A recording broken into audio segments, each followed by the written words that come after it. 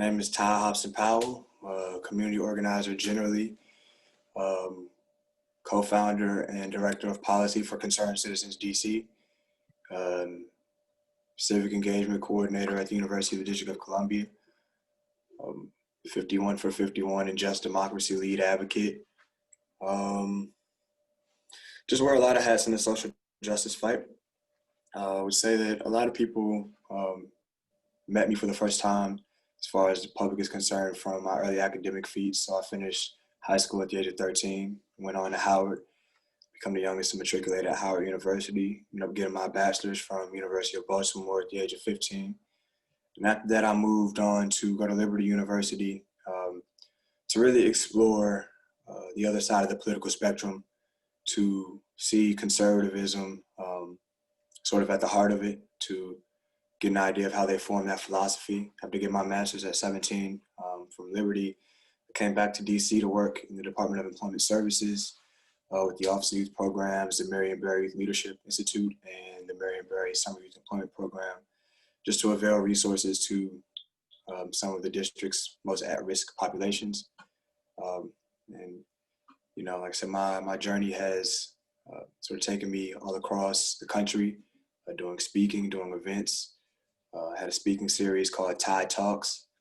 The most recent was at the University of the District of Columbia, but I've spoken at Harvard University, I've spoken at Old Dominion University, community centers across this country, on any number of topics, because I feel like I have enough approximate knowledge to talk about a couple different things, but I have relatability to the point where when I'm speaking to younger people, it doesn't feel like a lecture, it feels more like a conversation. More like I don't know, just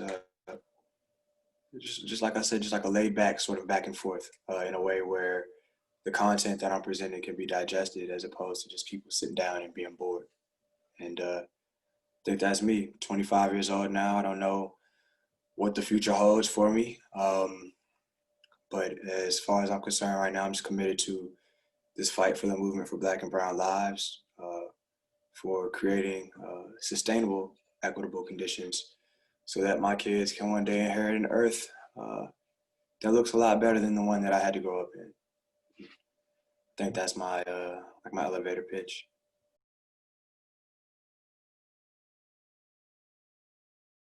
Um, Undergrad, triple concentration, psychology, history, and government and public policy. Psychology, because to understand the psyche of individuals is to understand what motivates them.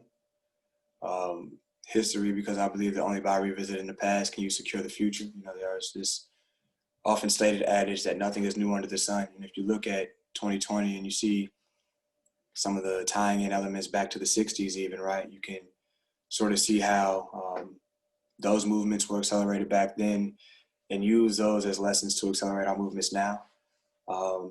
And then government and public policy in undergraduate, because I one day might have interest in leadership.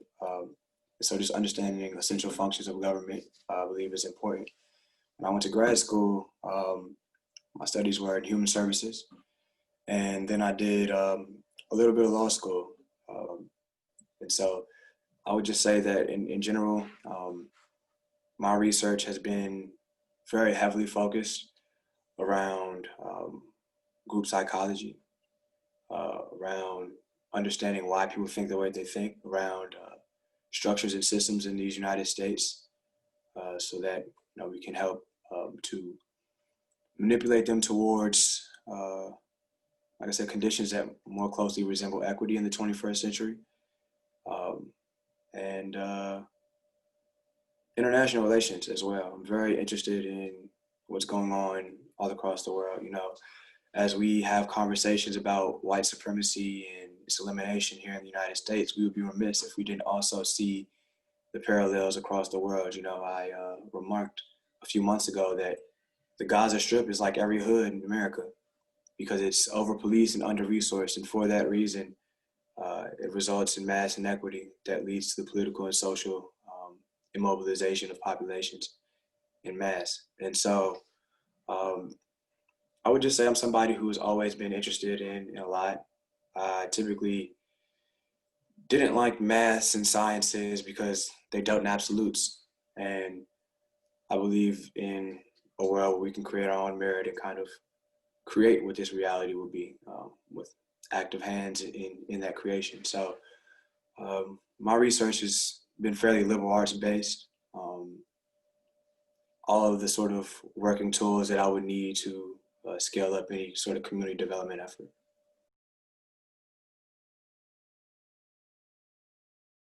I think really just an opportunity to educate, um, but not only to educate, to be educated. I walk into every interaction just sort of like a sponge, right? Ready to um, receive different perspectives because it is this multiplicity of perspectives that will allow us to move like superheroes in this life. And so I saw that there were some professors on the panel with me.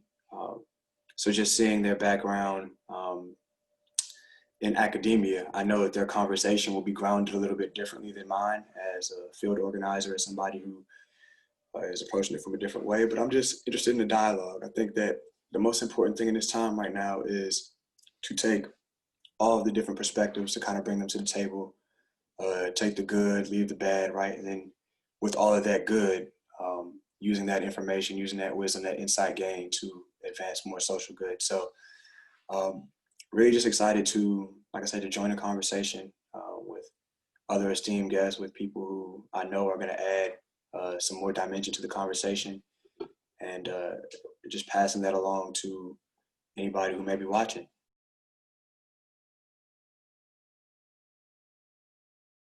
Well, I would say that having been born and raised in Washington, D.C., which is the most political city in the United States and arguably one of the most political cities in the world, um, politics has always been there. As a decidedly dark-skinned man in America that has advanced white supremacist ideals since its genesis, my existence is political. So my political involvement is simply being, um, simply existing.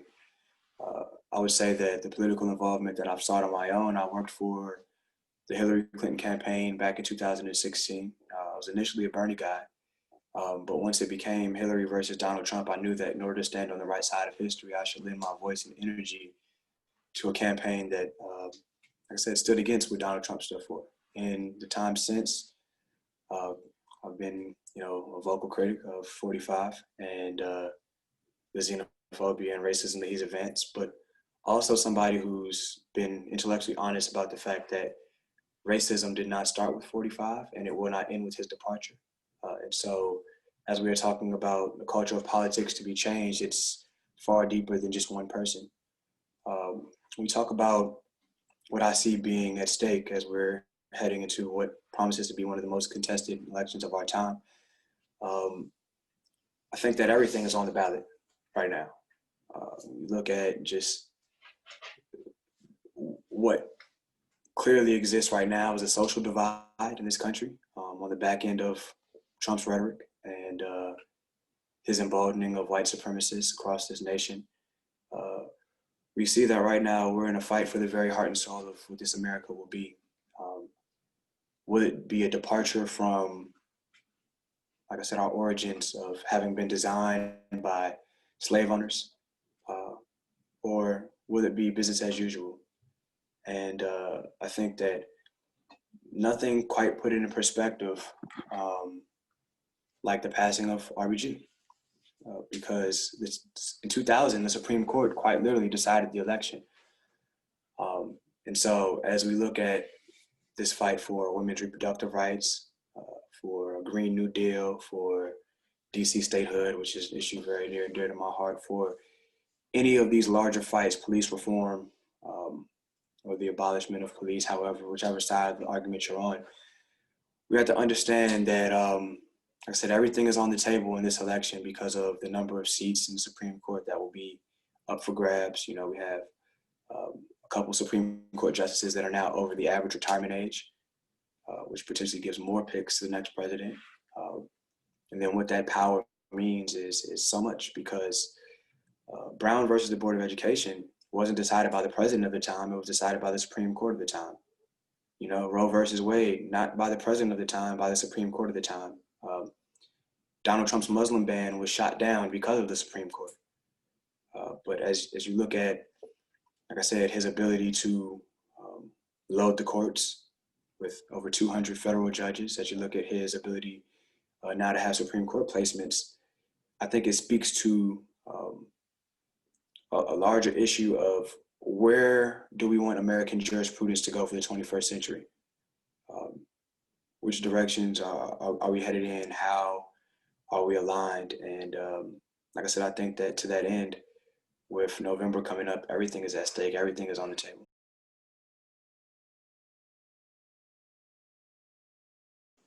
Be engaged. Be engaged. You know, in 2016, 63.9 million people voted for Hillary Clinton. 60 million voted for Donald Trump. Now, the fact that he won is a whole issue about the Electoral College to be brought up at some later point in time. But the statistic in that I want you to sort of catch into is, like I said, 64 million for Hillary, 60 for Donald Trump. Over 100 million people didn't vote. 100 million eligible voters. And I think right now is a time where we can no longer afford to sit on the sidelines. So I hope that that's what comes across, if nothing else, is that if there was ever a time to get in the game, it's right now. That we can't afford that spirit of voter apathy, because that will ultimately deliver us to one of the worst versions of America that we've seen in our time.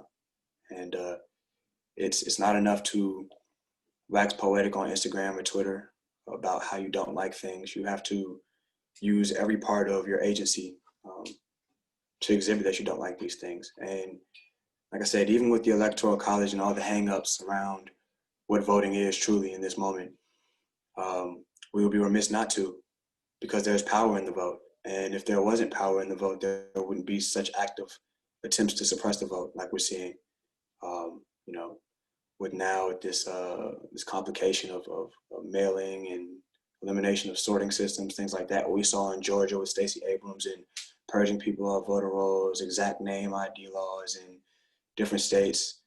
Like I said, if there was no power to the vote, it wouldn't be so actively suppressed. And so I just want people to understand that now is their moment to stand up and to really make their voices heard.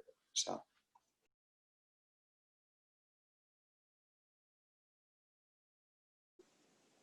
If we are to fix this America, we have to be intellectually honest about what it has been in order to chart out a path together about what it will be.